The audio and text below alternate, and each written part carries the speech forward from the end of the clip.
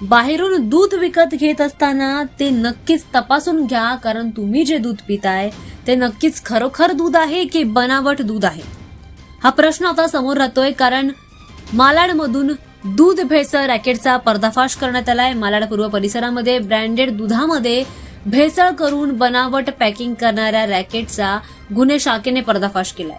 या प्रकरणामध्ये दूध विक्रेत्याला अटक करण्यात आली आहे आणि मोठ्या प्रमाणामध्ये बनावट दूध पॅकेट जप्त करण्यात आले आहेत.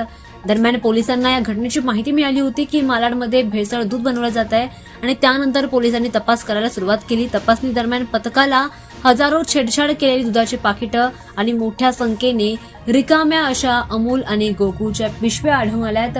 दरम्यान हा आरोपी अमूल आणि गोकुळच्या दुधाच्या पिशव्या घेऊन त्याच्यामध्ये बनावट दूध बनवून ते विक्री करत होता. या व्यतिरिक्त त्यांना अमूल ताजा, अमूल गोल्ड आणि अमूल बफेलो असे लेबल लावलेल्या रिकाम्या पिशव्या देखील मिळालेल्या आहेत, ज्यामध्ये बनावट दूध टाकून ते विकलं जात होतं. त्यासोबतच पोलिसांना मेणबत्त्या, चिमटे, लायटर, कात्री, नरसाळे, गाळणी आणि दुधामध्ये भेसळ करण्यासाठी वापरले जाणारे इतर साहित्य देखील सापडलेत. हे बघून पोलिसांना सुद्धा मोठा धक्का बसलाय की अशा प्रकारचं बनावट दूध बनवून ते नागरिकांना प्यायला दिलं जात आहे, ते नागरिकांना विक्रीसाठी दिलं जात आहे, जेणेकरून नागरिकांच्या आरोग्याला यामुळे मोठ्या प्रमाणामध्ये धोका निर्माण होऊ शकतो आणि ग्राहकांना फसवून त्यांच्या आरोग्याशी खेळ केला जात असल्याचं समोर आलंय. दरम्यान पोलिसांनी या आरोपी विरोधात अन्न सुरक्षा कायद्यासह संबंधित कलमांखाली गुन्हा दाखल केलाय आणि पुढील तपास देखील सुरू केलाय. या रॅकेटमध्ये आता आणखी कोण सहभागी आहे का याचा तपास सध्या पोलीस घेत आहेत. मात्र या घडलेल्या घटनेनंतर